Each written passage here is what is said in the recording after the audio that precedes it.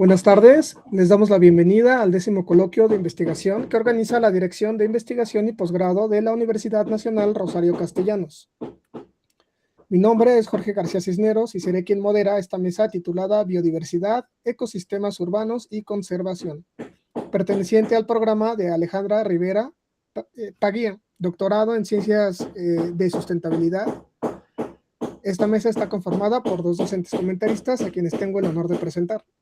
La doctora Rosa Isela Jasso Flores es doctora en Ciencias Biológicas y miembro del Sistema Nacional de Investigación. Investiga la ecología terrestre y el cambio global en sistemas naturales y urbanos. Es docente en ordenamiento territorial, impacto ambiental y ecología aplicada.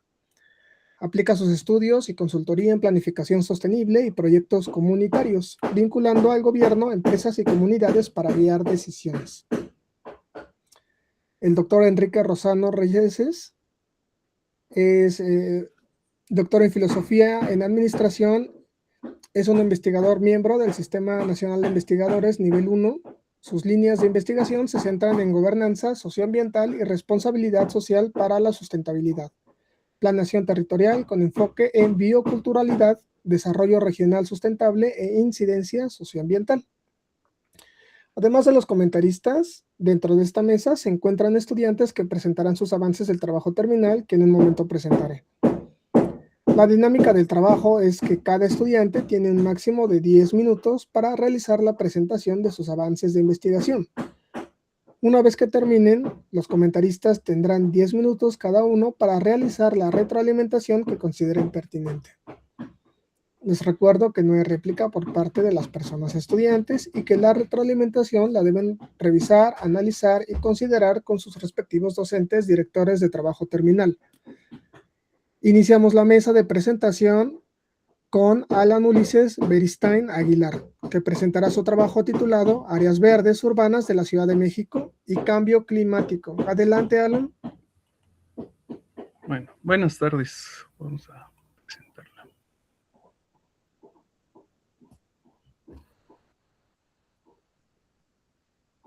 Ahí ya logran ver mi presentación. ¿Sí se ve? ¿Todavía no carga?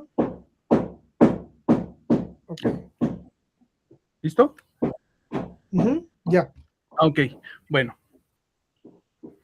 Bueno, buenas tardes. Voy a presentarles mi proyecto de doctorado que se titula Áreas Verdes Urbanas en Espacios Públicos de la Ciudad de México, Salud Humana y Cambio Climático.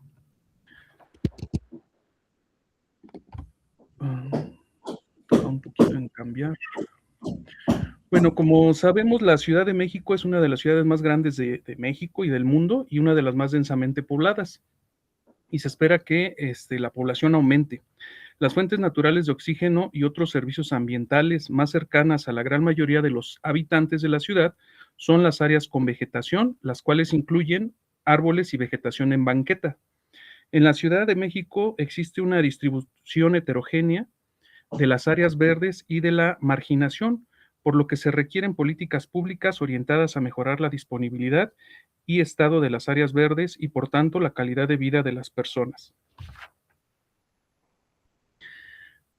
A pesar de que las áreas verdes son muy importantes en los últimos años, estas se han reducido debido principalmente a procesos inmobiliarios y deterioro por plagas y falta de mantenimiento. La pérdida de las áreas verdes daña el ambiente, disminuye los servicios ambientales, deteriora la salud, las relaciones sociales y aumenta la vulnerabilidad al cambio climático. Se ha descrito que entornos que promuevan el esparcimiento y la cohesión social ayudan a evitar problemas físicos, mentales, estrés, incluso la violencia. Y un estudio de 2021 indica que se podría evitar 2.3% de las muertes por causas naturales en adultos, aumentando el acceso y la exposición a las áreas verdes. La normatividad nos dice que corresponde al gobierno de la Ciudad de México y a las alcaldías en el ámbito de sus competencias el mantenimiento y cuidado de las áreas verdes en espacios públicos, y la Secretaría de Medio Ambiente es la responsable de elaborar el inventario general de áreas verdes en espacios públicos de la ciudad y las alcaldías son responsables de realizar el inventario de áreas verdes de su competencia, actualizarlo e informar a la SEDEMA para su integración en el inventario general. Nos proponemos como objetivo analizar cómo impactan a la salud humana las áreas verdes en espacios públicos de la Ciudad de México. Para ello, vamos a examinar la percepción de las áreas verdes en espacios públicos por parte de la población en relación a su calidad de vida y los posibles beneficios a su salud. También analizaremos si existe relación entre la cercanía, el acceso, la cantidad, la calidad de las áreas verdes en espacios públicos y la incidencia de las principales enfermedades crónicas, así como el número de muertes por estas causas en la población de la Ciudad de México, para finalmente proponer un índice de marginación urbana por colonias en la Ciudad de México que considere la presencia de áreas verdes en espacios públicos. Dentro de este último objetivo, vamos a ubicar las áreas verdes de más de 2 hectáreas y calcular la cantidad de habitantes que viven a una distancia de menos de 300 metros. Para ello, vamos a diseñar, bueno, ya diseñamos una encuesta y la estamos aplicando a 400 personas para examinar la percepción que tiene la población en relación a su calidad de vida y su salud con respecto a las áreas verdes. Se sistematizará y analizará la información geoespacial del inventario de áreas verdes de la Ciudad de México mediante el uso del software QGIS disponible en Internet para ubicar las áreas verdes en espacios públicos existentes e identificar aquellas de más de 2 hectáreas. Posteriormente, se sistematizará y analizará la información geoespacial del número de habitantes por manzana utilizando el mismo software QGIS y se superpondrá la capa de áreas verdes con la capa de habitantes por manzana para determinar cuánta población vive a menos de 300 metros de un área verde en espacio público de cuando menos 2 hectáreas.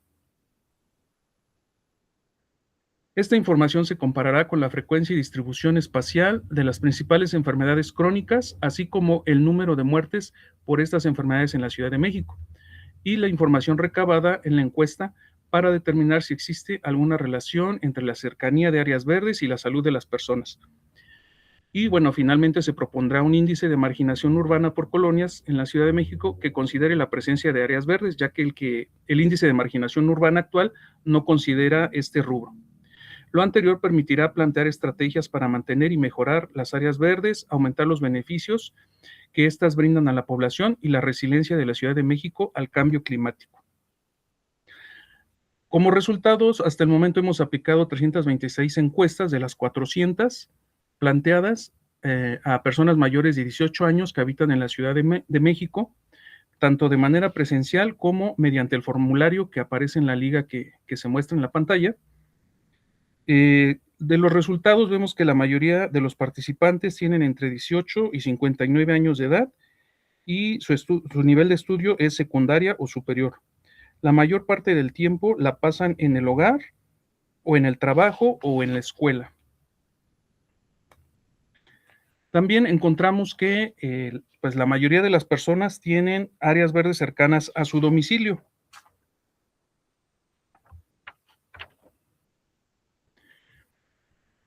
Interesantemente encontramos que el 75% acude por lo menos en algunas ocasiones al área verde en espacio público más cercana a su domicilio. El 46% prefiere ir al área verde más cercana a su domicilio. Aquí lo que encontramos es que un 29% acude ocasionalmente al área verde en espacio público más cercana a su domicilio, pero no es la que más frecuenta. Por eso ponemos de título aquí en la diapositiva, áreas verdes cercanas, pero no agradables. El 82% considera las áreas verdes cercanas a su domicilio accesibles, pero solo el 68% las considera agradables. Posiblemente esto esté relacionado a la falta de mantenimiento e inseguridad en las áreas verdes. También se encontró una frecuente negativa de los encuestados a responder preguntas que pudieran relacionarse con sus hábitos, como la dirección o nombre del área verde más cercana a su domicilio o el área verde que más frecuentan, posiblemente por motivos de seguridad.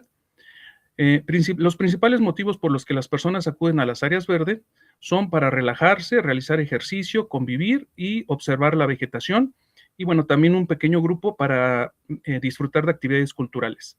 Y los motivos por los que las personas no acuden a un área verde es que no tienen tiempo, está descuidada el área, por la inseguridad, está lejos o tiene un difícil acceso, es pequeña o a un pequeño grupo también hace ejercicio en su casa o va a gimnasio.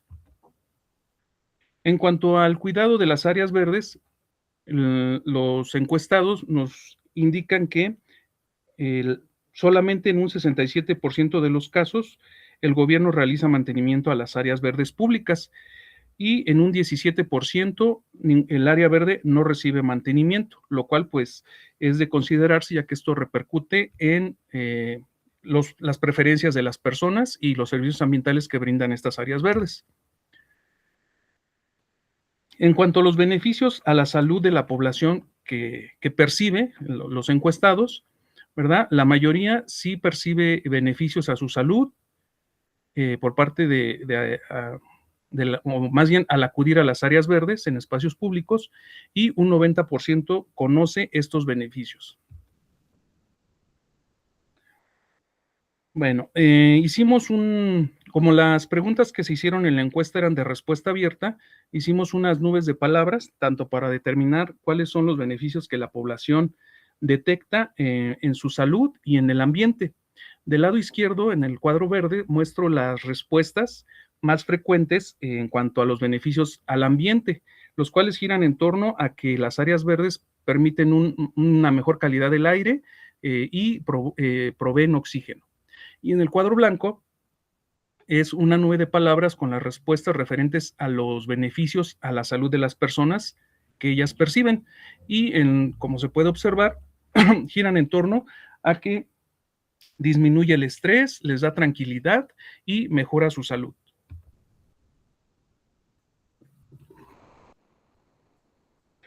Bueno, también analizamos lo que es la incidencia de enfermedades crónicas en la Ciudad de México, pero nos ha sido difícil encontrar información o bases de datos con la información completa. Ya la solicitamos a la Secretaría de Salud y también realizamos búsqueda en Internet y encontramos un estudio de 2022 donde reporta la cantidad de personas que tienen hipertensión, diabetes, obesidad o sobrepeso por alcaldía, y ese dato lo comparamos con la superficie de áreas verdes que hay reportada en el inventario de áreas verdes por alcaldía.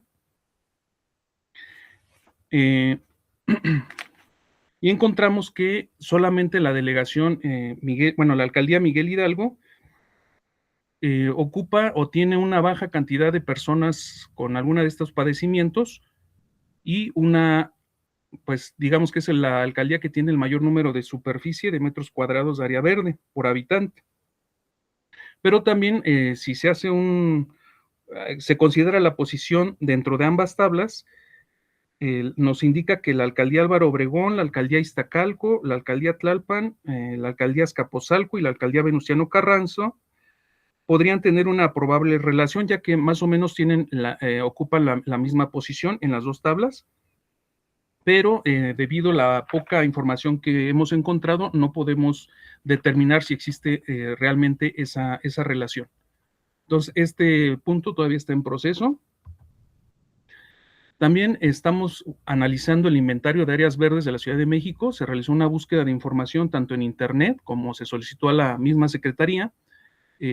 Nos proporcionara la base de datos del inventario de áreas verdes y nos proporcionaron el inventario actualizado a abril de 2025 y ese lo comparamos con la información que está en la página de Internet en junio del 2025 y bueno, recientemente, pero ahorita el dato que les estoy presentando es de junio del 2025, pero hace unos días me metí otra vez a la página y sigue la misma información. Del análisis del inventario, hemos encontrado que tiene 11,739 registros de áreas verdes, las cuales 1,762 abarcan más de media hectárea, solo 950 abarcan más de 1 hectárea y 466 abarcan más de 2 hectáreas, que sería nuestro grupo objetivo, las áreas verdes de más de 2 hectáreas. La información geoespacial de las áreas verdes que venían en el inventario, la procesamos a través del software QGIS y obtuvimos la imagen que se muestra aquí. Esta es la distribución de las áreas verdes que se muestra en amarillo, las áreas verdes en toda la Ciudad de México. Y con esto vamos a identificar, identificamos aquellas que son de más de 2 hectáreas. Esa información la cruzamos con la información que proporciona el INEGI del censo de 2020 de densidad poblacional por manzana. También la procesamos con el software QGIS y hicimos este traslape de capas. En amarillo se muestran las áreas verdes y en gris se muestra la densidad poblacional. Estamos también en proceso de análisis para determinar cuántas personas viven a 300 metros o menos de un área verde en espacio público de 2 hectáreas o más. Bueno, nuestras primeras conclusiones es que las personas consideran que las áreas verdes en espacios públicos mejoran el ambiente, lo que ayuda a prevenir enfermedades, reducir los efectos del cambio climático, además se sienten mejor física y mentalmente al acudir a ellas. Existen áreas verdes en espacios públicos cercanas al domicilio de la mayoría de las personas, pero no todas son agradables, motivo por el cual la gente prefiere ir a áreas verdes más agradables, aunque no estén cerca de su casa, por lo que la falta de homogeneidad en la distribución de áreas verdes en espacios públicos de buena calidad puede influir en la salud de la población. Se requiere completar el inventario de áreas verdes de la Ciudad de México conforme a las características que establece la normatividad, así como también contar con bases de datos públicos referentes al número de casos de personas con enfermedades crónicas por colonia, actualizadas y que incluyan los datos de todas las instituciones de salud pública. Hace falta cumplir la normatividad eficientemente. Bueno, y eso sería todo. Muchas gracias. Gracias, Ulises. Comenzamos con la ronda de retroalimentaciones. Doctora Isela, adelante, por favor. Hola, Ulises, ¿cómo estás? Buenas tardes. Buenas tardes. Bueno, me parece tu proyecto que está súper pertinente en una cuestión en donde estás relacionando la infraestructura verde con cuestiones de salud pública. Te voy a dar como algunas cosas para que vayas como visualizando, ¿no? Algunas cuestiones. A lo mejor valdría la pena que también espacializaras o que nos mostraras en dónde estás haciendo tus encuestas, ¿no? Para tener como este traslape en qué delegaciones estás concentrando las encuestas o en qué zonas, ¿no? Y que lo podamos relacionar con las áreas verdes a las que estás como enfocando tu análisis. Otra cosa en ese sentido es, hay una complicación cuando luego buscamos los datos, sobre todo de enfermedades o de cuestiones del sector salud, porque los datos pueden venir agregados por colonia, por AGEP o por alcaldía, ¿no? Y eso a ti te va a generar un ruido porque entonces vas a tener datos agregados y vas a tener datos individuales a partir de tus encuestas. Entonces hay que buscar ese match entre la parte espacial, que está a una resolución, tus datos individuales y puntuales que tienes de tus encuestas y los datos que vienen en promedio o agrupados, ¿no? Entonces hay que buscar ahí cómo buscar esa relación. La otra cosa que es importante con respecto a esto de la salud pública es cómo vas a distinguir en que en verdad estos beneficios a la salud o deterioro de la salud se deben a las condiciones o bueno, como al grado de conservación y a la asistencia o cercanía a las áreas verdes, si no está dado, por ejemplo, por condiciones socioeconómicas, por condiciones genéticas, por como algunas otras condiciones totalmente ajenas a pues a la asistencia de estas áreas, ¿no? Creo que eso también es como importante que empieces como a ajustar. Ya que estás buscando datos, sería importante que esos datos que vayas buscando, lo puedas poner. La otra cosa que podría funcionarte es, normalmente estamos como muy acostumbrados a decir, faltan políticas públicas. En tu caso, no sé si faltan políticas públicas o faltan los reglamentos o los instrumentos de aplicación y de cumplimiento, ¿no? Que son como dos cosas diferentes. Puede estar la política pública o la legislación, pero no está la normativa en cómo se aplica o cuáles son los estándares que se tienen que cubrir más allá de los metros cuadrados que se tienen que dar por persona, ¿no? Así los 6 metros cuadrados, 2 metros cuadrados, pero a lo mejor valdría la pena que te echaras un clavado a revisar cuántas políticas públicas hay relacionadas con las áreas verdes y salud y cuántas sí tienen como estos reglamentos operativos o de implementación o algo así que tú puedas evaluar mucho más allá de si está la ley o no, ¿no? Eso creo que podría ayudarte. La otra cosa que podría encaminarte y que había en tu escrito es que a lo mejor tengas como tú claro en una cuestión como mucho más mental, ¿no? Para ti, para tu logística, es que tengas tu objetivo, los métodos y como algunos resultados esperados que puedas tener asociados a cada uno de tus objetivos, ¿no? Como para tratar de tener como esta guía para la implementación, ¿no? Y a eso voy en que, pues, que ya en el proceso de estos análisis, pues te falta la parte como más estadística, ¿no? La geoestadística, que es justamente lo que nos estás platicando sobre que estás desarrollando, ¿no? Como en esta parte geoespacial. Y alguna observación sobre las áreas verdes es que se me hacen poquitas las que tienes digitalizadas en tu mapa. Entonces, a lo mejor valdría la pena que incluyeras cuáles fueron los criterios más allá del área, ¿no? ¿Cuáles son los criterios de inclusión? Porque a lo mejor hay camellones. Luego pasa que los panteones también tienen una gran área verde, áreas privadas, ¿no? Club de golf, gimnasios, cosas así que también tienen áreas verdes. Entonces, a lo mejor poner una tabla de las categorías o cuáles son los criterios de inclusión o exclusión, ¿no? Como para que no nos brinque tanto de, ay, como que nomás veo 3, ¿no? Entonces, esa parte. Y algo que también es importante es que estás en un posgrado en sostenibilidad, entonces, que marques como muy bien la relación de tu proyecto con la incidencia en sostenibilidad, ¿no? Creo que eso es como parte también de la justificación que podrías empezar como a amarrar y que podría darle como una relevancia importante a esta parte. Y ya una cuestión de forma, creo que tu texto está bastante bien escrito, lo único que te haría como la acotación es que pongas las referencias cuando van y esas cosas como un poquito más de formato y formalismo. Y creo que eso sería todo por mi parte. Muchas felicidades, Ulises, y creo que vas como bien encaminada. Hay que empezar a ajustar como los métodos, pero creo que ahí vas. Gracias. Muchas gracias. Gracias, doctora. Doctor Enrique, adelante, por favor. Sí, muchas gracias, Ulises, por la presentación. La verdad, tengo varias dudas. Entiendo que el documento que nos compartes, pues es un resumen. Incluso esta presentación, pues no aborda todos los puntos que me gustaría conocer.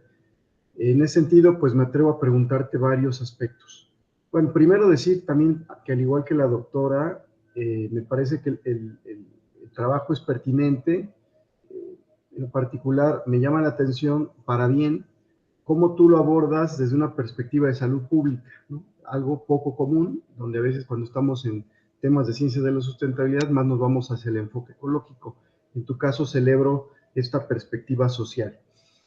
Una primera pregunta tiene que ver con la metodología. O sea, no me queda muy claro todo en cuanto al levantamiento de datos, ¿no? Entiendo que utilizaste una metodología cartográfica, pero pues desconozco, ¿no? En qué sitios hiciste tu recabación de datos, cómo fue el tema estadístico,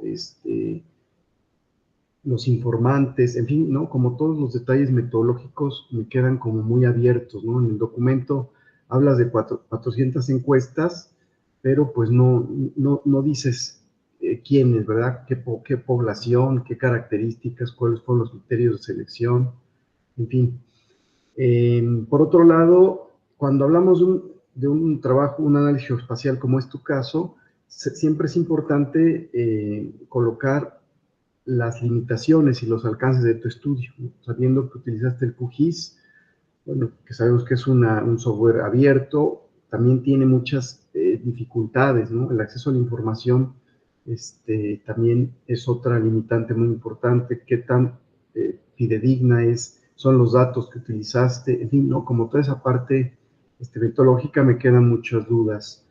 En términos conceptuales, pues me parece que tendría que estar la definición de sustentabilidad, ¿no?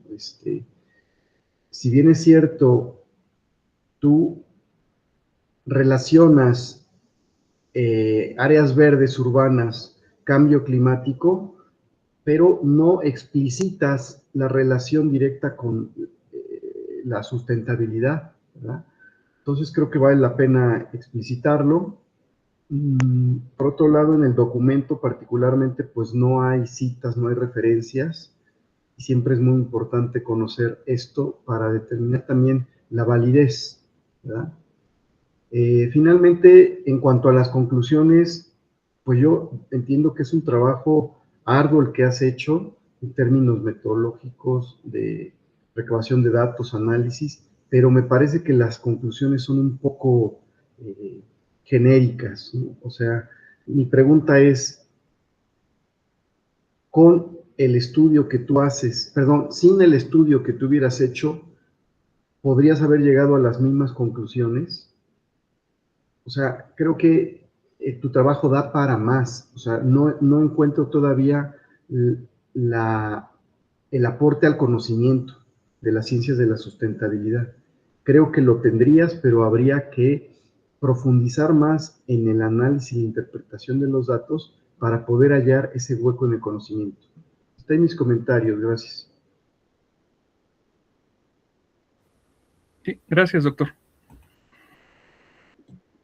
Gracias, doctor. Agradecemos los comentarios y continuamos con la siguiente presentación. La presentación de Luis Javier Dávila, que presentará el trabajo titulado Evaluación de los servicios ecosistémicos en el lago de Texcoco con enfoques en trade-offs territoriales. Adelante, Luis.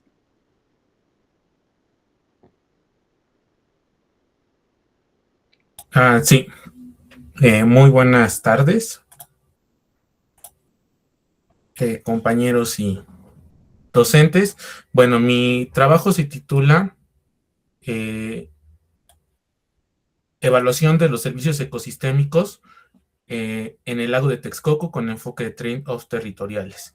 Mi comité asesor es el doctor Aldo Jiménez Ortega, la doctora Humberta Gloria Calleca Cortero y el doctor Luis Llanos Hernández. Bueno, ¿qué vamos a ver a lo largo de esta presentación? Tenemos una introducción, los fundamentos teóricos, los alcances, el planteamiento del problema, justificación, objetivos, hipótesis, métodos, avances y las referencias. Bueno, como introducción tenemos que los servicios ecosistémicos pues van a ser estos beneficios que nos da la naturaleza y que van a aportar al bienestar humano en su relación con los sistemas sociales. Actualmente, uno de los principales problemas que tenemos en esta zona es el cambio de uso de suelo debido a la urbanización, la crisis climática y bueno, como bien sabemos, este territorio también se contempló en algún momento para un aeropuerto, además de todas las políticas ambientales que se han dado a lo largo de este espacio. El lago de Texcoco ha tenido una degradación histórica por la presión urbana principalmente, que ha fragmentado territorialmente este espacio y ha reducido los servicios ecosistémicos, aún pese a la declaratoria de área natural protegida en el año 2022. ¿Cuáles son los fundamentos teórico-conceptuales? Tenemos los enfoques socioecológicos. Aquí voy a hacer un paréntesis. Todas las fotografías que estamos viendo han sido, son de la propia autoría con base en el trabajo de campo que se ha hecho. Los servicios socioecológicos permiten comprender al territorio como una interacción dinámica, es decir, que no van a ser estáticos, debido a los procesos ecológicos, sociales e institucionales. En este caso, para el caso del lago de Texcoco, pues son principalmente por cuestiones sociales que se ha ido cambiando este uso de suelo, donde la incertidumbre y la no linealidad son elementos centrales, es decir, siempre van a estar cambiando. Aquí vamos a hablar también en mi trabajo de resiliencia, que esto no implica regresar al espacio, regresar a los espacios, a los territorios, a su forma original, sino mantener sus funciones esenciales, adaptándose a pues todos estos cambios que se van a dar a lo largo del tiempo. En los territorios urbanos y periurbanos, la resiliencia se expresa especialmente mediante mosaicos de suelo, conectividad ecológica, infraestructuras y arreglos de gobernanza. Vamos a trabajar en esta investigación los servicios ecosistémicos, hidrológicos y de biodiversidad. Estos se van a entender como funciones que van a adaptarse o van a ser acopladas a un sistema socioecológico, condicionadas principalmente por la cobertura del suelo, que va a estar en función de este cambio de uso de suelo que hemos hablado anteriormente. Este cambio de uso de suelo va a actuar como una variable estructurante y que va a modificar a los procesos tanto de agua, los hidrológicos, como de calidad de hábitat. También vamos a hablar de los trade-offs, que son estas que permiten identificar zonas donde las decisiones de uso de suelo van a generar beneficios para algunos servicios ecosistémicos, pero pérdidas para otros, particularmente en la provisión hídrica y de biodiversidad. ¿Cuáles son los antecedentes de mi investigación? La restauración socioecológica se va a entender como un proceso que va a estar orientado a fortalecer la resiliencia, la adaptabilidad y la transformabilidad de los ecosistemas.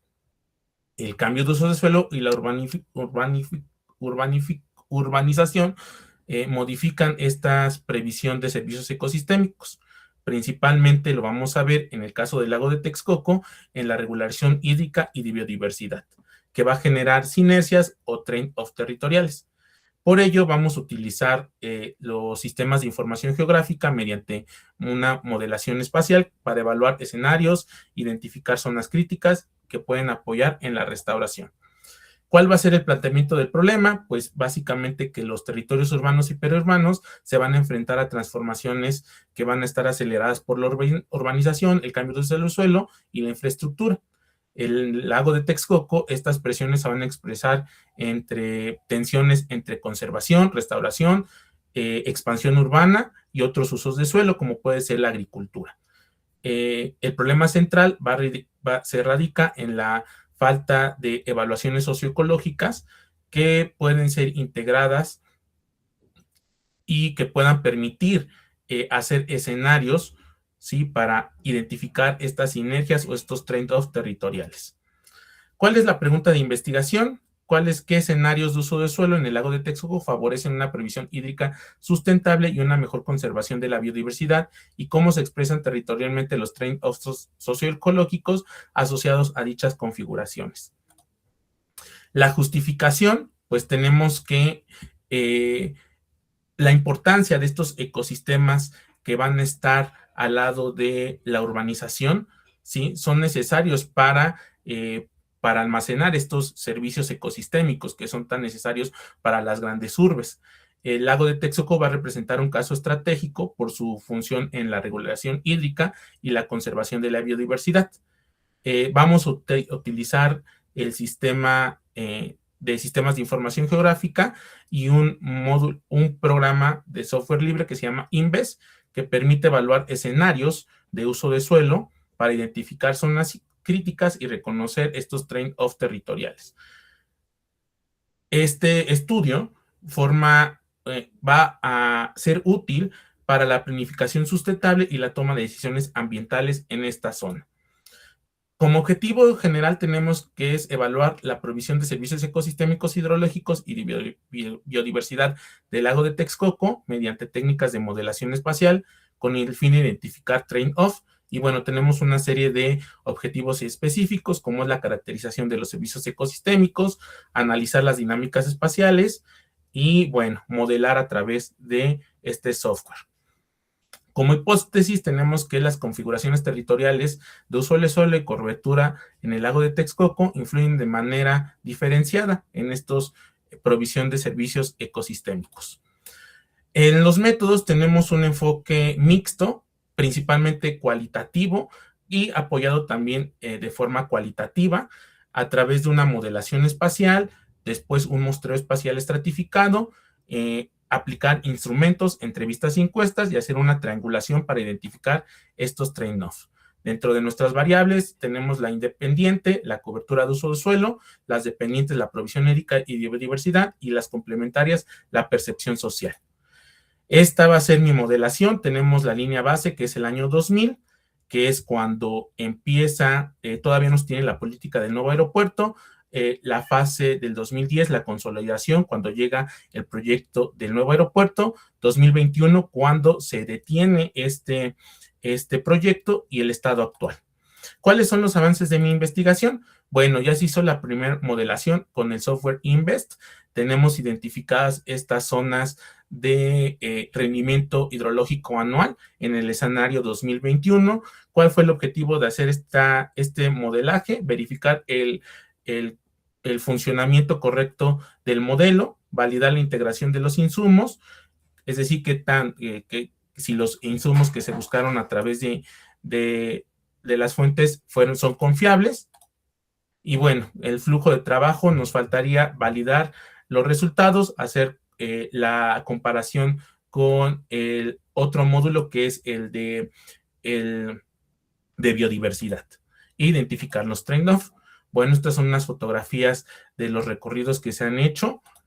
Aquí tenemos, tuvimos entrevistas con productores, también ya se tuvo reuniones con las autoridades del área natural protegida para los permisos, las diferentes cartografías que se han generado.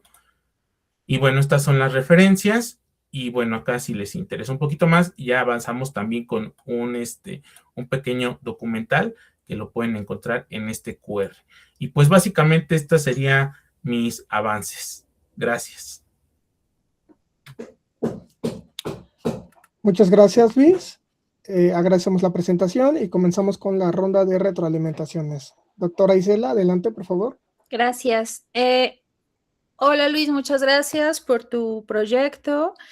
Creo que está como bastante integral en una cuestión de, como que traté de buscarle como la base teórica en una parte de ecología del paisaje. Hay algunas cosas que me gustaría destacar, que a lo mejor hacen falta como que hagas unas precisiones.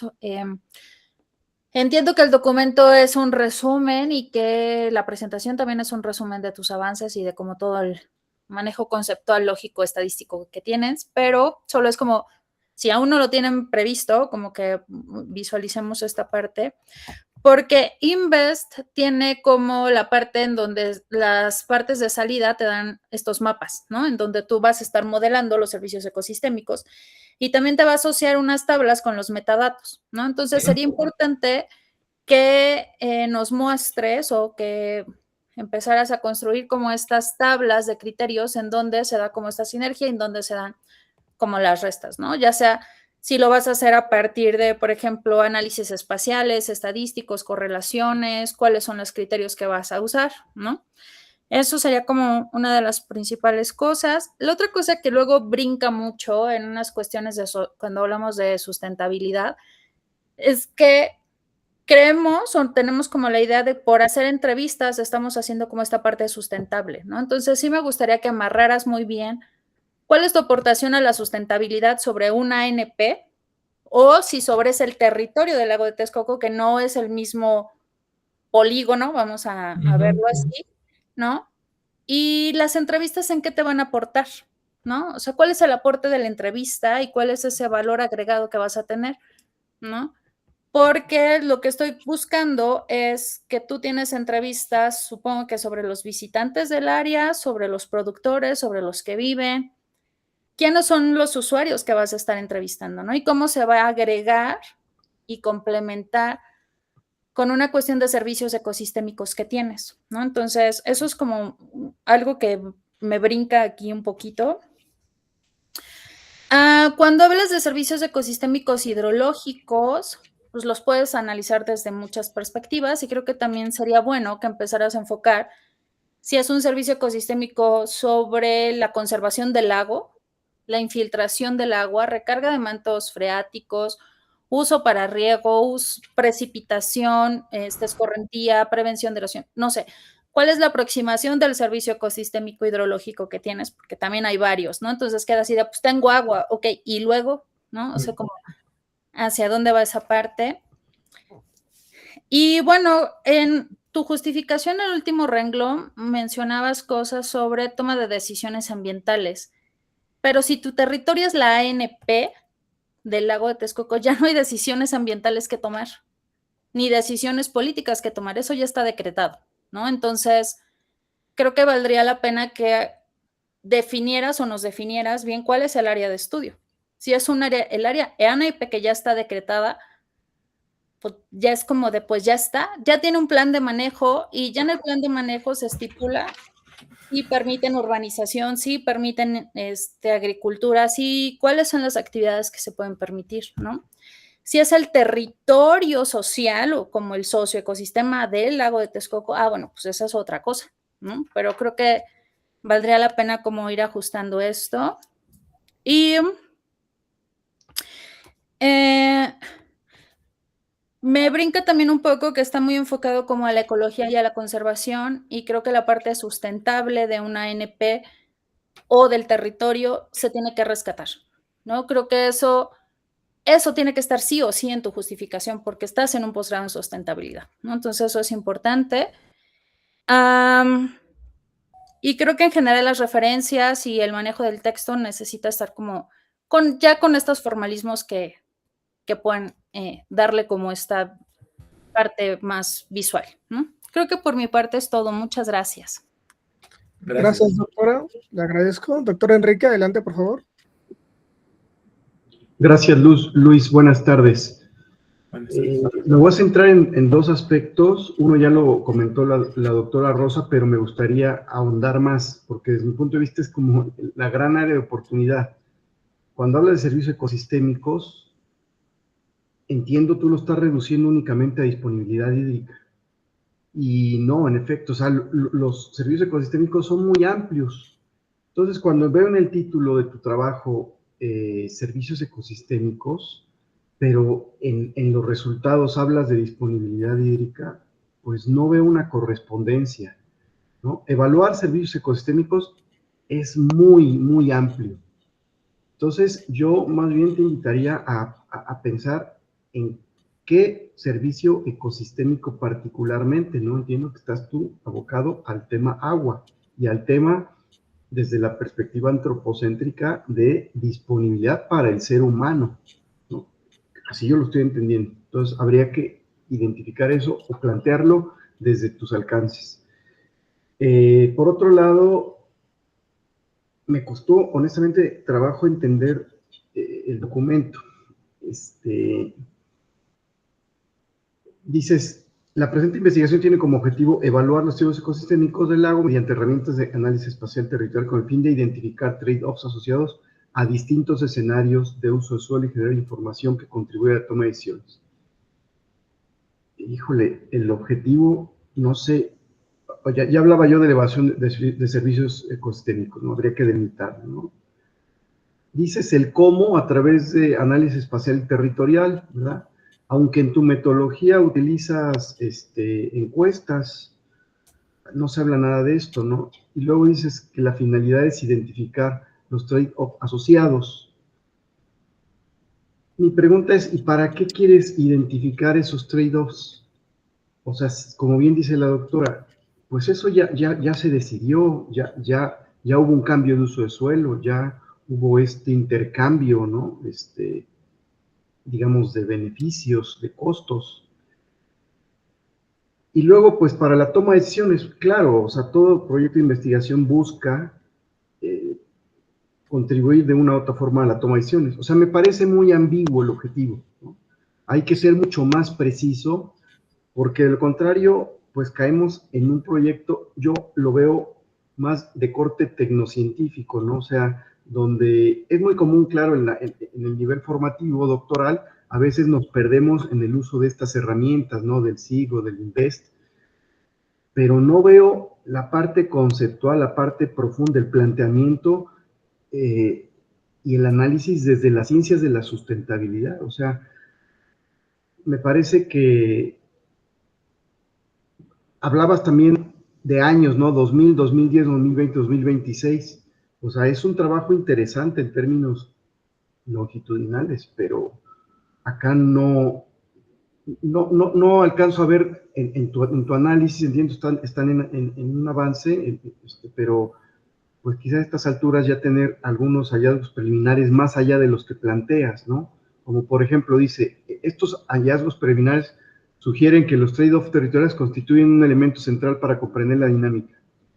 Pues eso ya lo sabemos quizás antes de que tú hagas el estudio, ¿no? O sea, yo ya lo sabía solo de escuchar las noticias, ¿no? Ya que permiten analizar con determinadas decisiones, el uso de suelo genera beneficios diferenciados entre actores. Pues es que eso ya también lo sabemos. O sea, sí me explico, o sea, tu trabajo da para precisar, bueno, ¿cómo puedo argumentar esta frase? ¿Cuál es la variable que está transformándose con base en estos trade-offs? ¿Sí me explicó? En fin, hasta ahí mis comentarios, gracias. Gracias, doctor. Agradecemos los comentarios y comenzamos con la siguiente presentación. Gustavo Jiménez Velázquez presentará su trabajo titulado La percepción y actitudes como elemento central de la conservación de las serpientes. Una aproximación a través de la revisión sistemática de la literatura.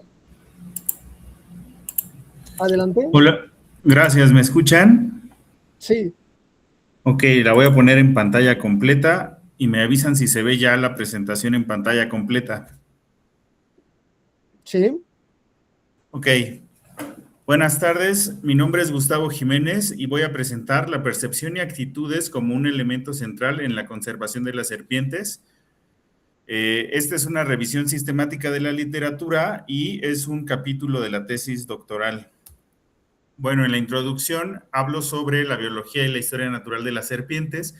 Las serpientes, pues son reptiles que se caracterizan por no tener extremidades y pues algún conjunto de atributos morfológicos como la ausencia de membranas timpánicas u oídos, tampoco tienen pestañas, que pues son elementos que sí tienen las lagartijas. Todas son depredadoras y existen serpientes que son ovíparas y otras que son vivíparas. En todo el mundo existen serpientes alrededor de la franja pantropical, en todos los continentes prácticamente, excepto en la Antártida. Es un grupo que es muy diverso, solo debajo de las lagartijas, dentro de los reptiles. Y bueno, estas serpientes prestan una gran cantidad de servicios ecosistémicos, como por ejemplo de los más reconocidos, pues es esta de que son grandes controladores de plagas, por lo tanto están relacionadas con beneficios humanos en términos de la agricultura, en la producción de alimentos y en evitar estas pérdidas asociadas a las plagas. Pero hay muchos otros servicios, como por ejemplo, también se ha utilizado el veneno de las serpientes como precursores de productos de la industria de la biotecnología o la venta de serpientes como mascotas. En fin, hay muchos servicios ecosistémicos que proveen las serpientes, pero desafortunadamente las serpientes son un grupo muy amenazado a nivel mundial y entonces hay muchas serpientes que están en peligro de extinción, amenazadas, y muchas tampoco se ha estudiado su riesgo de extinción o su grado de conservación, por lo cual pues esto se desconoce, pero se estima que estas especies que no se han estudiado también están en un grado de extinción considerable o en un grado de amenaza. Y bueno, las principales amenazas de las serpientes a nivel mundial, como la de todos los vertebrados, son la pérdida de su hábitat, el cambio climático, las enfermedades emergentes. Pero este grupo biológico tiene una amenaza extra, que es que tienen percepciones, o sea, que la gente tiene percepciones y actitudes negativas hacia las serpientes y por tal motivo son perseguidas, matadas, capturadas, y esto hace que sea un agravante particular de este grupo. En este sentido, el objetivo de este trabajo fue caracterizar de manera sistemática y exhaustiva la evidencia científica global sobre las percepciones y actitudes humanas hacia las serpientes con el fin de sintetizar sus implicaciones en las estrategias de conservación e identificar los vacíos de conocimiento existentes en la literatura científica. La metodología para elaborar este estudio se desarrolló un framework que se llama Scoping Review, que es una clase de revisión de la literatura con una aproximación sistemática específicamente destinada a determinar las características de un ámbito del conocimiento. Entonces, ¿a qué se refiere esto de características de un ámbito del conocimiento? Pues principalmente a identificar los resultados más significativos, las principales metodologías que se utilizan en este ámbito de conocimiento, principales soluciones a principales problemas, identificar vacíos, omisiones y oportunidades, así como caracterizar corrientes teóricas o temas de estudio, temas emergentes, principales fuentes, autores y centros de investigación. Entonces, para esto utilizamos que se llama Framework SALSA, que son las siglas en inglés de búsqueda, evaluación, literatura, análisis y síntesis.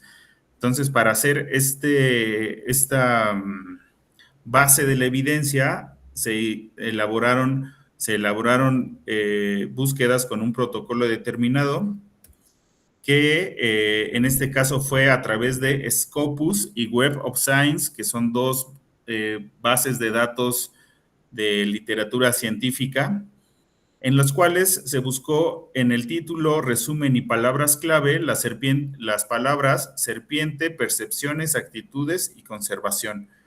Esta búsqueda se realizó en inglés, español, francés y portugués. Y bueno, en la fase de evaluación se trabajaron los criterios de inclusión y exclusión. Prácticamente los trabajos de inclusión, o sea, los criterios de inclusión, lo que se buscaba era que el trabajo estuviera enfocado en estudiar la percepción, actitudes o emociones hacia las serpientes en contextos de conservación. Y los de exclusión es cuando la percepción se veía desde una perspectiva sensorial o procesos neurológicos, o que trataran estos temas de manera marginal, o que se tratara de conservación, pero no de percepción o actitudes y emociones. En el caso del análisis, se elaboró una base de datos donde se registraron las características de cada trabajo, principalmente autores, país, año, tema, tipo de metodología con el que se hizo el estudio, la metodología particular, principales hallazgos, y si habían datos sobre percepción hacia servicios ecosistémicos o diservicios ecosistémicos. Ya para la parte de la síntesis, se elaboró una línea del tiempo de las publicaciones, un mapa de las publicaciones y también gráficas y tablas para resumir los principales temas, metodologías empleados, síntesis narrativa sobre los principales hallazgos y síntesis narrativa sobre los servicios o diservicios ecosistémicos identificados. Y bueno, después se utilizó el framework Prisma, que es un marco formado por 21 puntos, que es como un checklist, que la idea es que si cumple esos 21 puntos, pues cumple con este framework Prisma. SCR viene de Scoping Review, y entonces, bueno, los puntos del 1 al 4 se dedican a presentar el proyecto, título, resumen, objetivos. Los puntos 5 al 18 están dedicados a la fase de ejecución, búsqueda, selección de análisis de síntesis, utilizando la expresión síntesis de resultados. Y del punto 19 al 21 ya es la discusión y las conclusiones. Entonces, bueno, los resultados es que encontramos 128 artículos, de los cuales, 128 salieron de Scopus y 117 de Web of Science. En total, quitando los duplicados, son 219 artículos, y se recuperaron 95 artículos con base en los criterios de inclusión y exclusión. Y bueno, aquí podemos ver en la gráfica cómo ha sido el comportamiento de las publicaciones a lo largo del tiempo. La primera publicación sobre este tema fue en el 2008, teniendo un punto alto o el más alto en la historia de este ámbito del conocimiento en el 2022, pero bueno, ha tenido altibajos este ámbito de conocimiento. Podemos ver que los principales países que han desarrollado este tema es Brasil, Estados Unidos, México, India y Australia. Y bueno, los demás países en Europa, África y Asia pues han tenido pocas contribuciones. Y bueno, sobre el análisis vemos que los estudios de corte cuantitativo son el mayor porcentaje seguido del cualitativo y con enfoque mixto una minoría de alrededor del 15%. Desde la perspectiva cuantitativa, las encuestas o cuestionarios son las principales herramientas para la captura de la información. También se aplican encuestas digitales, hay estudios asistidos con fotografías y estudios con redes sociales. Desde la perspectiva cualitativa, las revisiones de la literatura es el número de trabajos más abundante, seguido de entrevistas y con otras variantes, ¿no? Como observación participante, revisión de documentos legales, en fin, y mixtos, pues integran estas dos características, principalmente encuestas y entrevistas, aunque acá hay otros tipos de herramientas como los grupos focales o los talleres.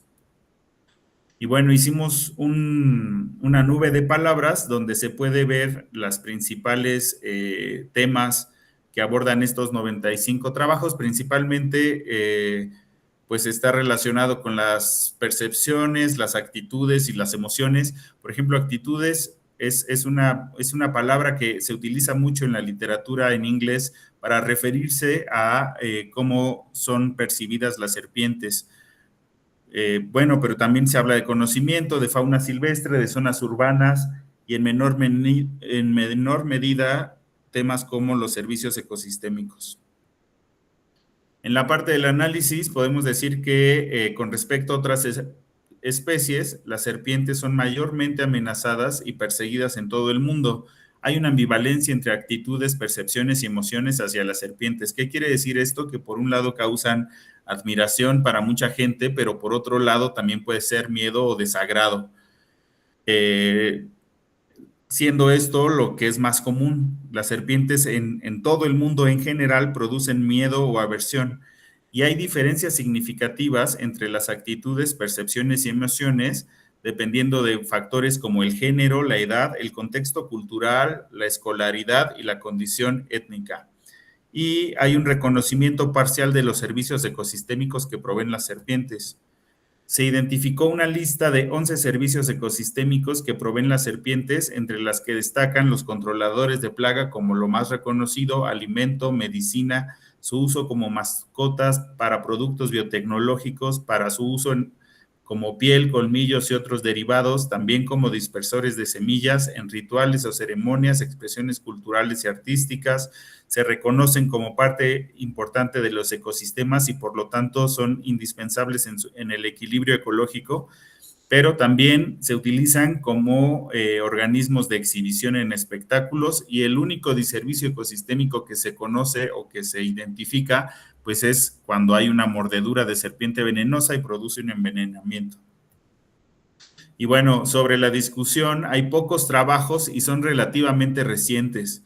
Y Brasil, Estados Unidos, México, India y Australia son los países en donde hay más trabajos dedicados a la percepción y a la conservación de las serpientes. Y bueno, esto tiene sentido porque también son los países con mayor biodiversidad de serpientes en el mundo. Predominan los métodos cuantitativos sobre los cualitativos y mixtos. Hay una gran diversidad de métodos y una sobresaliente cantidad de metodologías en línea, redes sociales y live streaming. Y hay pocos trabajos que estudian el resultado de intervenciones. Los componentes sociales, económicos, demográficos y el contexto cultural están relacionados con las actitudes, percepciones y emociones hacia las serpientes y su conservación. No se reconocen, en general, los distintos servicios ecosistémicos que prestan las serpientes. Y bueno, la mordedura de serpiente es el principal diservicio ecosistémico que se identifica en todo el mundo. Sin embargo, el miedo y el desagrado también podría ser definido como un diservicio ecosistémico.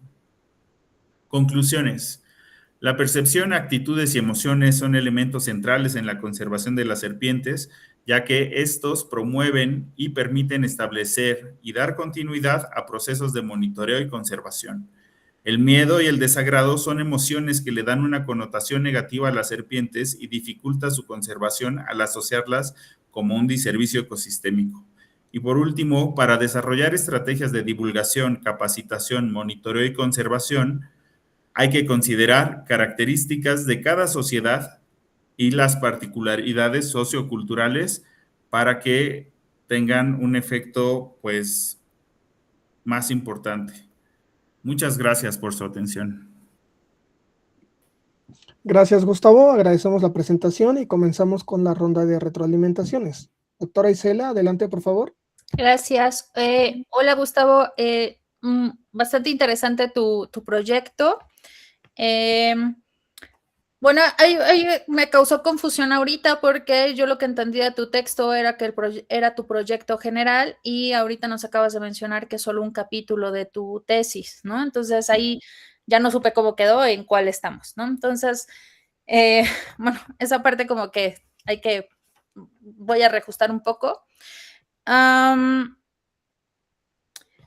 Creo que las revisiones, si hablamos del capítulo, si es un capítulo de tu proyecto, estaría interesante que pasaras de una revisión descriptiva que estás haciendo de tus resultados, ¿no? A que empiezas a profundizar sobre una revisión analítica, ¿no? ¿A qué me refiero un poco?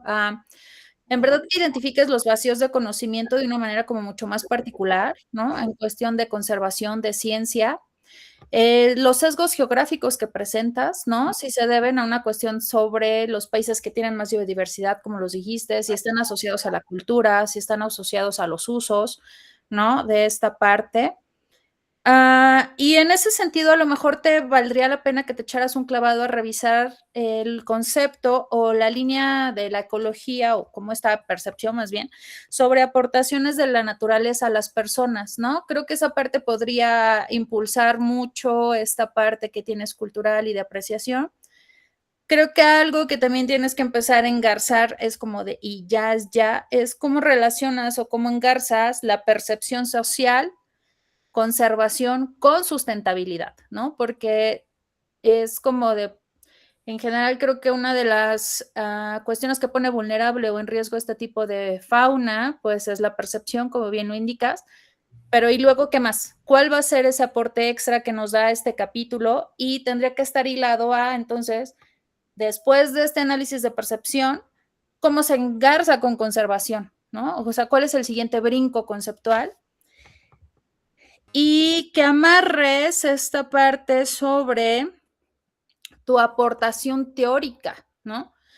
¿Cuál va a ser tu aportación teórica de un doctorado, de un proyecto de investigación sobre estos análisis? Entonces, lo puedes dejar superficial como una descripción de me salieron 5 de esto, 4 de estos, o lo puedes volver una iniciativa en donde tú estás aproximando, incorporando tus ideas y un análisis mucho más profundo de esos datos, ¿no? Que creo que eso es como la parte interesante que puedes explotar, ¿no?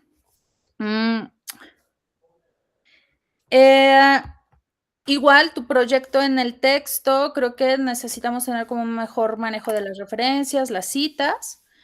Y creo que por mi parte es todo. Me hubiera gustado ver como el proyecto en general y que después esto es como un objetivo para ver cómo se engarzaban los demás, pero bueno, será en otra ocasión. Gracias, Gustavo. Muchas gracias. Gracias, doctora. Doctor Enrique, adelante, por favor. Hola, Gustavo, buenas tardes. Gracias por tu presentación.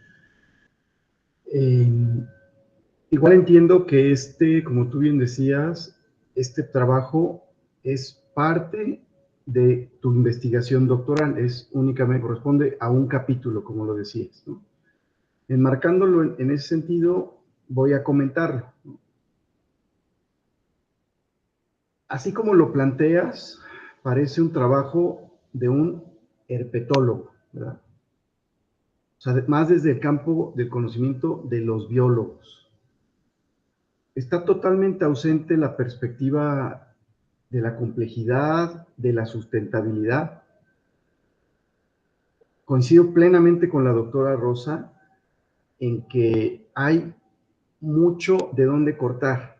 O sea, la percepción, pues es estrictamente humana, ¿verdad? Entonces, desde esa condición humana, ¿qué relación hay entre hombre, naturaleza, y qué dimensión cultural, histórica, antropológica?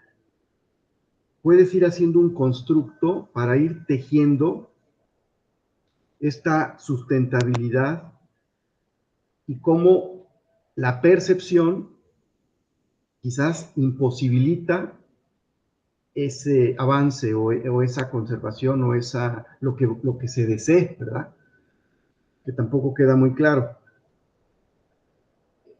El trabajo que tú hiciste es meritorio, pero falta dar ese salto doctoral. O sea, acá hiciste una revisión documental muy bien estructurada, ¿verdad? Una suerte de estado del arte, pero no nos podemos quedar ahí.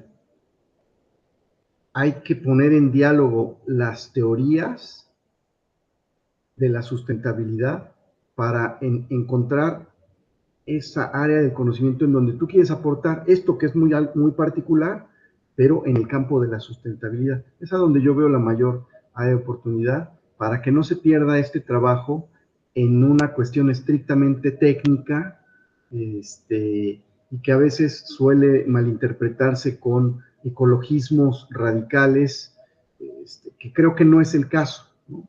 Pero por eso hay que darle esa amplitud con una perspectiva más compleja. Gracias, Gustavo. Muchas gracias, doctor. Gracias, doctor. A continuación, Gerardo Cruz Jiménez presentará su trabajo titulado Diversidad y estructura de las comunidades de ciliados de vida libre del lago de San Juan de Aragón. Aportes a la evaluación de la biodiversidad urbana y a la gestión sustentable. Adelante, Gerardo. Buenas tardes a todos y todas. ¿Me escuchan? Sí. Ok, muy bien. Bueno, me presento, soy Gerardo Cruz Jiménez y el nombre de mi proyecto se titula Diversidad y estructura de las comunidades de ciliados de vida libre del lago de San Juan de Aragón, aportes a la evaluación de la biodiversidad urbana y a la gestión sustentable. Mi proyecto está anclado en la línea de investigación, manejo y conservación de la biodiversidad para la sustentabilidad del doctorado en Ciencias de la Sustentabilidad. Mi directora de trabajo terminal es la doctora Mireya Ramírez Ballesteros y los miembros de mi comité son el doctor Carlos Alberto Durán Ramírez y la doctora María Edith Ponce Márquez. Bueno, para iniciar y para responder esta pregunta de por qué estudiar los ciliados del lago de San Juan de Aragón o que son importantes, les hablaré de qué son o quiénes son los ciliados, ¿no? Los ciliados son un grupo de microorganismos cosmopolitas, microscópicos, con diversidad de formas, y en esta lámina podemos observar un esquema de un ciliado. Se denominan ciliados por la presencia de una ciliatura oral y somática, que es la que le da el nombre. Forman parte del clado de los alveolados, y bueno, a pesar de que son cosmopolitas, se han registrado aproximadamente 8.000 especies a nivel global. En México alrededor de 1.000 especies, de las cuales 749 de estas están registradas solo para el país y 235 especies son dulceacuícolas, es decir, que aparecen en ríos y lagos. Sin embargo, a pesar de que se han estudiado, no tanto como otros grupos de organismos, aún no se cuentan con suficientes estudios, ¿no? Y menos en cuerpos de agua como lagos, en este caso lagos urbanos. En el caso particular del lago urbano del bosque de San Juan de Aragón, surge la inquietud, ¿no? Que al ser un lago que enfrenta diferentes problemáticas como la contaminación, la eutrofización y el uso recreativo, para el que fue, digamos, planeado desde sus inicios, la biodiversidad de ciliados o de microorganismos acuáticos está siendo ignorada, ¿no? Estos ciliados también cuentan con la característica de poseer un ciclo de vida muy rápido, reproducción asexual y sexual, que les permiten ser utilizados como herramientas de monitoreo ecológico ya que detectan cambios en la calidad del agua, como temperatura, oxígeno disuelto, materia orgánica, conductividad, entre muchos otros, ¿no? Incluso metales pesados. Justo por estas características que poseen, son considerados organismos ideales para fungir como bioindicadores de calidad del agua. Bueno, y la justificación del por qué los ciliados, pues bueno, estos organismos mantienen las redes tróficas, es decir, se alimentan de detritos minerales, de bacterias, etcétera. Entonces mantienen en constante movimiento la materia en los cuerpos de agua y bueno, responden rápidamente a los cambios ambientales. Como les había comentado, tienen un ciclo de vida muy corto, se reproducen muy rápido, entonces tienden a cambiar o a manifestar, digamos, estos cambios con su ausencia o con cambios en su morfología. Funcionan como bioindicadores, como bien lo había mencionado, ya que pues, son sensibles a muchos de los químicos, minerales, que pueden perturbarlos, ¿no? Y bueno, finalmente apoyan la gestión sustentable. Se han empleado en muchos estudios a nivel global y en algunos en México en plantas tratadoras de aguas residuales, no solo los ciliados, sino las amebas, los dinoflagelados, etcétera, ya que, como bien lo mencionaba, degradan la materia. Y bueno, en el caso del bosque de San Juan de Aragón, su importancia es porque son un ecosistema estratégico en la Ciudad de México en particular, brinda diversos servicios ecosistémicos, desde islas de frescura, reducción de temperatura, reducción del ruido, permite el establecimiento de diversos organismos. Uno de los más característicos o más estudiados en el área es el grupo de las aves, ya que tiende a migrar o llegar al lago de Texcoco, entonces esta es una parada que tienen. También es importante estudiar el bosque de San Juan de Aragón, en específico el lago, por el deterioro estructural debido a la baja o nula conservación. Es importante porque está siendo fuertemente impactado, ¿no? Hay muy poca conservación a diferentes escalas y podemos ver que se ha ido degradando con el paso de los años, ¿no? En general, no existen datos de indicadores biológicos basados en ciliados para el lago de San Juan de Aragón, como sí lo existe para cuerpos de agua como Xochimilco, el lago de Chapultepec, etc. Y bueno, a continuación les voy a leer la pregunta de investigación, objetivo general y objetivo específico. La pregunta de mi investigación es: ¿cómo puede la diversidad taxonómica de las comunidades de ciliados de vida libre del lago de San Juan de Aragón contribuir a la evaluación de la biodiversidad urbana y al diseño de indicadores biológicos para su gestión sustentable? El objetivo general es evaluar la diversidad taxonómica y la estructura de las comunidades de ciliados de vida libre del lago de San Juan de Aragón, con el fin de analizar su contribución a la evaluación de la biodiversidad urbana y su potencial como indicadores biológicos para la gestión sustentable de este ecosistema acuático urbano. Y bueno, entre los objetivos específicos se encuentra el primero, caracterizar la composición taxonómica de los ciliados de vida libre presentes en el lago de San Juan de Aragón. El segundo, determinar la estructura de la comunidad de ciliados de vida libre en 2 temporadas climáticas. El tercero, evaluar la relación con la estructura de las comunidades de ciliados y las características físico-químicas del lago de San Juan de Aragón. Y el cuarto, identificar taxones o características de los ciliados con potencial para funcionar como indicadores biológicos de las condiciones ecológicas del lago. Y el quinto y último, analizar la contribución del conocimiento sobre la diversidad de ciliados a la evaluación de la biodiversidad urbana del lago de San Juan de Aragón y su incorporación en estrategias de monitoreo para la gestión sustentable del ecosistema. Bueno, el área de estudio, como ya lo he repetido mucho, es el lago de San Juan de Aragón, ubicado en el bosque de San Juan de Aragón, que se ubica a su vez en la alcaldía Gustavo Amadero de la Ciudad de México. Este lago es, este espacio, este bosque, es la segunda área verde más extensa de la Ciudad de México, ¿no? Por eso cobra gran relevancia. Cuenta con 162 hectáreas protegidas y bueno, fue declarado área protegida, área de valor ambiental en el 2008. En este bosque, 70% de su territorio es área verde y el 30% área recreativa. Aquí podemos ver un pequeño mapa del lago. Y bueno, el diseño metodológico, este proyecto es de tipo exploratorio descriptivo. Exploratorio porque todavía no se cuenta con muchos estudios o prácticamente nada de estudios sobre la riqueza de ciliados de vida libre para el cuerpo de agua, y descriptivo porque vamos a describir la presencia de estos ciliados en las temporadas y en los sitios de recolecta del lago. Se realizará se enfocará en el estudio de 4 localidades de muestreo, y es un muestreo no probabilístico de tipo intencional o dirigido, ya que las 4 localidades de muestreo se elegirán, digamos, a conveniencia, tomando en cuenta el acceso, la posible perturbación que tengan, las características biológicas asociadas, así como muchas otras características que podrían ser determinantes a la hora de contrastar entre sitios la riqueza y condiciones físico-químicas a evaluar. Se realizarán 4 recolectas, estas en un periodo anual del 2026 al 2027, en 2 temporadas climáticas, lluvias y secas, y en total al año se obtendrán 16 muestras. La gran mayoría del esfuerzo de trabajo de este proyecto, al poder, contrastar con este número reducido de muestras, es que se va a evaluar, se va a llevar a cabo en la observación microscópica y en la definición y en la especificación de los taxones presentes, ¿no? Entonces, ese va a llevar el gran trabajo del estudio. El trabajo de laboratorio, como bien había mencionado, va a ser identificación tradicional, identificación molecular, posteriormente análisis estadísticos como índices de similitud, correlaciones, análisis de componentes principales.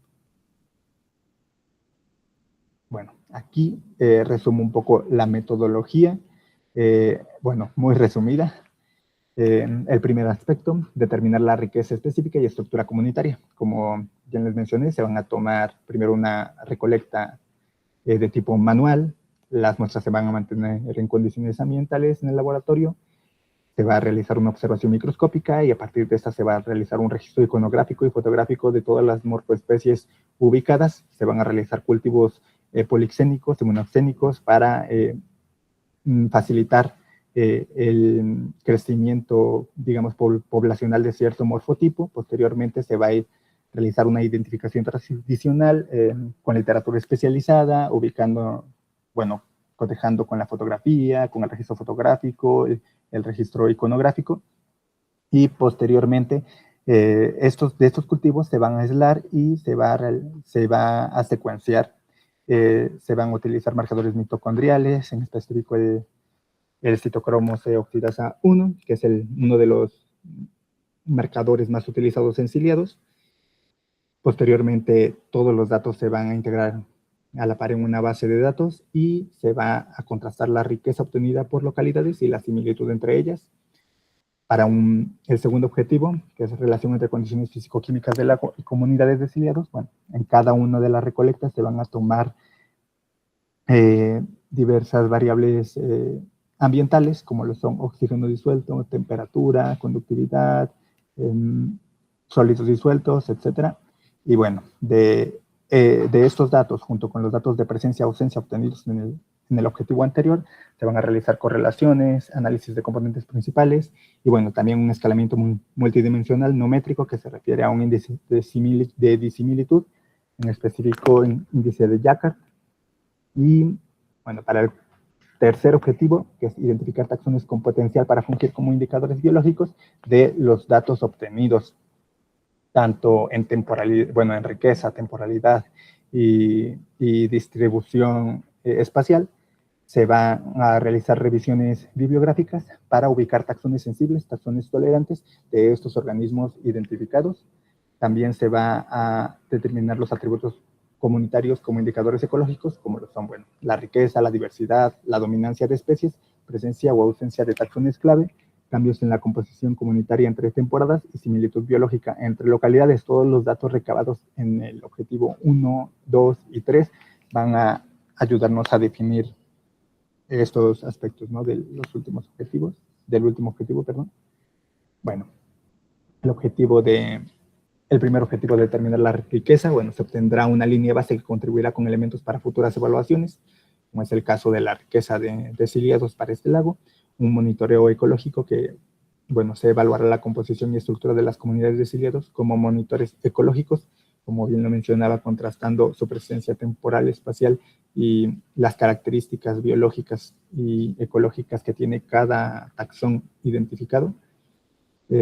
También se generarán recomendaciones orientadas al manejo y conservación del lago partiendo de los conocimientos anteriores y se vinculará con la gestión sustentable. Se va a proponer un marco de gestión sustentable orientado a fortalecer la conservación de la biodiversidad de lagos urbanos. Y bueno, como resultados esperados, el más tal vez obvio es un inventario taxonómico, definiendo específicamente riqueza de ciliados de vida libre para el lago de San Juan de Aragón. También conocer la riqueza de esta relación, con la calidad del agua. Y bueno, también proponer un marco de gestión y una propuesta de monitoreo ambiental utilizando los ciliados y un listado de estos ciliados como potenciales bioindicadores para el cuerpo de agua. Y bueno, a largo plazo, estos conocimientos van a contribuir al apoyo a la conservación, la toma de decisiones y el manejo del lago. En general, como podrán ver, el proyecto contribuye en conocimiento principalmente taxonómico y ecológico, que a su vez puede desarrollar, ser utilizado como una herramienta científica en la gestión y conservación de ambientes urbanos, en específico del lago de San Juan de Aragón. Y bueno, aquí les muestro el cronograma de actividades con lo planteado hasta este momento. Marco las UCAs que estoy cursando y bueno, las fechas para estructurar el proyecto, la primera versión del proyecto, la elaboración del documento y tal vez lo que más resalta es las fechas de muestreo que iniciarán en el siguiente mes. Se va a realizar un pilotaje para poder definir cuáles son los ciliados que podríamos presentar, ¿no?, en mayor abundancia y así también definir la estrategia para la secuenciación, ¿no?, de cada grupo taxonómico. Y bueno, también les presento las referencias bibliográficas y sería todo. Muchas gracias. Perfecto, muchas gracias, Gerardo. Agradecemos la presentación y comenzamos con la ronda de retroalimentaciones. Doctora Isela, adelante, por favor. Hola, Gerardo, gracias por tu presentación. Aquí como que me brincan cosas, ¿no? Ay, sí. La parte que siento que está como muy tendida o muy orientada a la parte ecológica y de descripción como más de biodiversidad, ¿no? Y que estás dejando de lado la parte de sustentabilidad, ¿no? Aunque ya sabemos que la parte científica siempre es como la base científica y para la toma de decisiones, me cuesta un poco de trabajo ver cómo se va a hacer como esa liga y cómo va a llevar en verdad a una cuestión de conservación o toma de decisiones sobre lagos urbanos, porque el lago yo creo que ya también trae como un manejo o cosas ahí que ya están estructuradas, ¿no? Entonces, me cuesta trabajo visualizar como esa parte. Algo que también te podría ayudar es buscar el marco teórico sobre ecología funcional, ¿no? O sea, la ecología funcional te habla precisamente sobre qué características tienen los microorganismos, digamos como que les quitamos identidad y solo hablamos si tienen patas, si sirven para algo, y entonces de esa manera pueden encajar muy bien tus bioindicadores y relación, y que ya tengas este marco conceptual amarrado en cómo esta ecología funcional se puede ligar con la sustentabilidad, ¿no? Porque pues me cuesta ahí cómo relacionas la genética con la sustentabilidad, ¿no? Entiendo a lo mejor la parte de biodiversidad, pero la genética, ¿cómo vas a dar ese brinco conceptual, no? Creo que está interesante, pero creo que necesitas amarrarlo porque ahorita suena como una caracterización ecológica y de biodiversidad, de riqueza, abundancia, pero estás dejando muy como a largo plazo de, bueno, yo voy a dar la base para que se tomen decisiones, pero creo que la parte teórica que tienes que engarzar se hace así y esto se monta y se toman decisiones de esta manera, ¿no? Entonces, otra cosa que creo que podría apoyar es que le des la vuelta, ¿no? Y que entonces en lugar de tener como un aporte ecológico tan fuerte, empieces enmarcando como la gestión sustentable de áreas urbanas o de ecología urbana y que tomes esta parte de descripción ecológica no como el foco de tu investigación, sino como la herramienta para llegar a la gestión sostenible, ¿no? Que creo que ese cambio de visión podría apoyarte a engarzar muy bien la parte de sustentabilidad, ¿no? necesitamos meter cosas de la sociedad, de política, ecología, o sea, cosas sustentables, ¿no? Y creo que está un poco cargado, o muy cargado a mi parecer, y entonces estás perdiendo como la parte, como que quedó en la toma de decisiones y la aportación social como muy de, pues, ahí en un objetivo muy, muy aislado, ¿no? La otra cosa que estaría interesante que agregara sería también estos cuadros de toma de decisiones o los criterios que tú vas a tomar para definirlo como un indicador biológico. Es que por arriba de tanto por ciento de tal cosa, por abajo de tal por ciento, que revises también alguna NOM, ¿no? Así alguna NOM 059, 0 alguna cosa que habla sobre calidad del agua, sobre todo en áreas urbanas, porque hay veces que en una cuestión de ecología nosotros podemos decir esto ya sobrepasa los límites ecológicos, pero legalmente siguen estando dentro de los límites permisibles. Entonces hay como una desvinculación muchas veces entre estos conceptos ecológicos y la parte legal en verdad de lo que es una contaminación, ¿no? Entonces eso creo que también estaría como importante. Y que amarres cuál es el aporte científico de tu doctorado. Estamos en un doctorado, entonces necesitamos ver más allá del inventario y de esta descripción de la comunidad, ¿cuál es tu aporte a la ciencia y al conocimiento? ¿No? Eso tiene que estar como muy claro también dentro de tu justificación para que no se quede como que estás haciendo una caracterización. O sea, hay doctorados que se enfocan en caracterizaciones, pero creo que esta parte sí tenemos que llevarla al siguiente nivel de un análisis o una implementación, ¿no? Y creo que la sustentabilidad es una aplicación de la ciencia básica. Entonces tienes que darle como ese brinco. Creo que por mi parte es todo. Muchas gracias. Gracias, doctora. Doctor Roberto, adelante, por favor. Sí, Gerardo, gracias. Gracias por la presentación. Un par de comentarios, bueno, en realidad 3.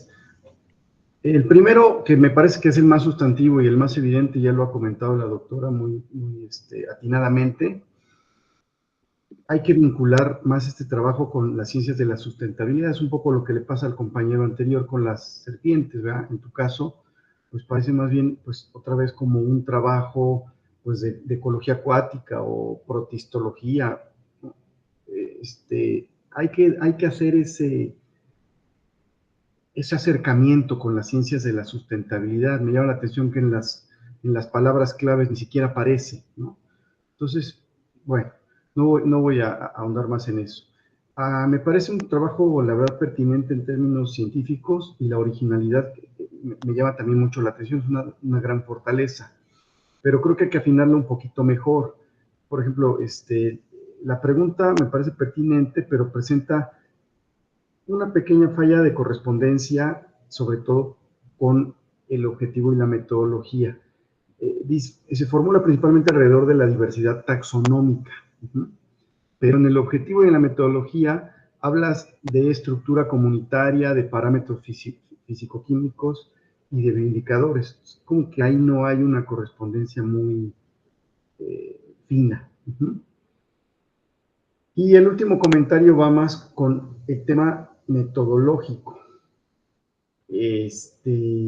No queda claro el número y ubicación de sitios de muestreo, la frecuencia y el número de réplicas, la profundidad y procedimiento de la recolección, o sea, cuestiones que son fundamentales para la argumentación y la credibilidad, la defensa de este tipo de trabajos, porque son como muy técnicos y pues quedan muy deficientes. Vale la pena darle más tiempo en la exposición al apartado metodológico para poder avalar la credibilidad de una investigación de este tipo, ¿no? Hasta ahí mis comentarios. Gracias, doctora, gracias, doctor. Gracias, doctor. Bueno, pues les agradecemos a todos los estudiantes las presentaciones, a los comentaristas, los felicitamos también. Y bueno, pues esperamos su asistencia en este 10º coloquio de investigación del posgrado de la Universidad Nacional Rosario Castellanos, en el cual se presentan 488 trabajos de estudiantes en 117 mesas diferentes, que serán retroalimentadas por 165 expertos académicos de diversas instituciones de educación superior, tanto nacionales como extranjeras. Les reitero nuestro agradecimiento. Buenas noches. Otro modo de ser humano y libre. Otro modo de ser. Hasta luego. Hasta luego, gracias. Gracias, hasta luego. Hasta luego.